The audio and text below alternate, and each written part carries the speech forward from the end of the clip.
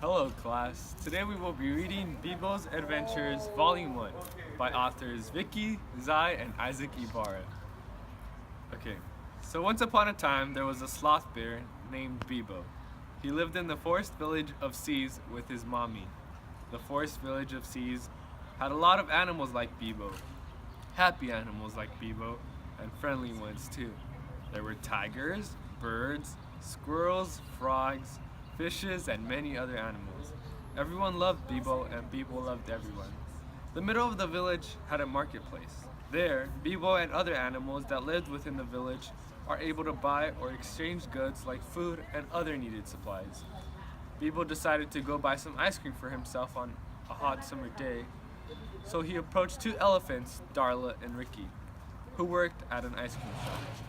Beebo paid Darla and Ricky 2 sea bucks for a cone of ice cream. Everyone in the marketplace got along.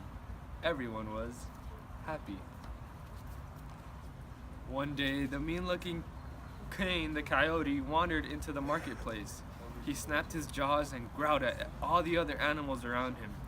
Everyone got the jitters. Beebo decided to approach the guest and get to know him. "Hello, I'm Beebo. What's your name?"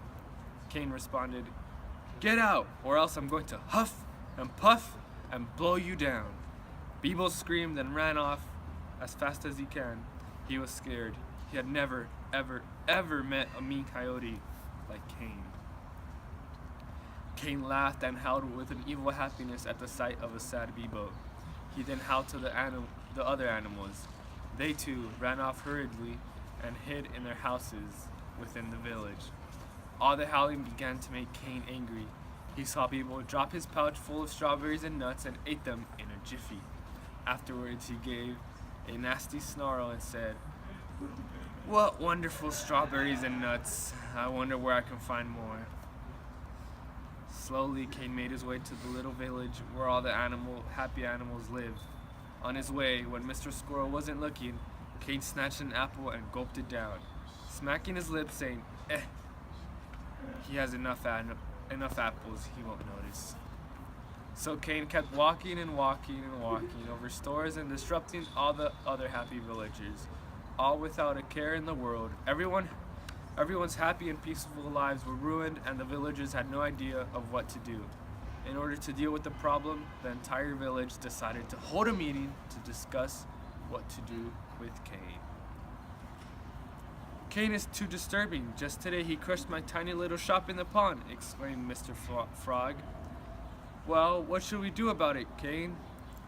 What should we do about Cain?" asked Bengal the tiger. "Maybe we should ask him to leave. That's the most peaceful thing that I can think of," replied Mr. Fish.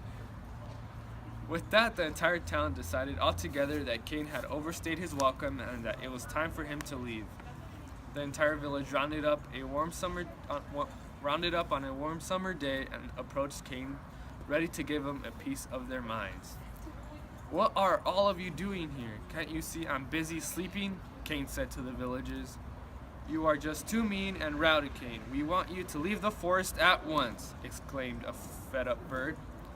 "Oh yeah, and who's gonna make me?" responded Cain. With that, Cain got up and gave the coolest, meanest howl any of the peaceful villagers have ever heard. It was so shocking that many were blown back by shock and fear. Almost the entire village was about to run away when all of a sudden came shouting, "Stop bullying my friends! People, get out of here or you'll be eaten for sure," exclaimed Darla. "No, I will stop you, Cain, no matter what," cried Beebo, full of confidence. "Huh? After you ran away last time, you think you can before he could finish? You think you can before he could finish?" Cain was interrupted by a loud roar from Beebo. It was the loudest roar he could have ever heard, and before he knew it, Cain was running off into the woods without ever looking back. The village was finally free from the curse of Cain, and they celebrated, lifting Beebo high into the air. They threw a massive festival in honor of Beebo's valor, and the forest was finally happy and peaceful once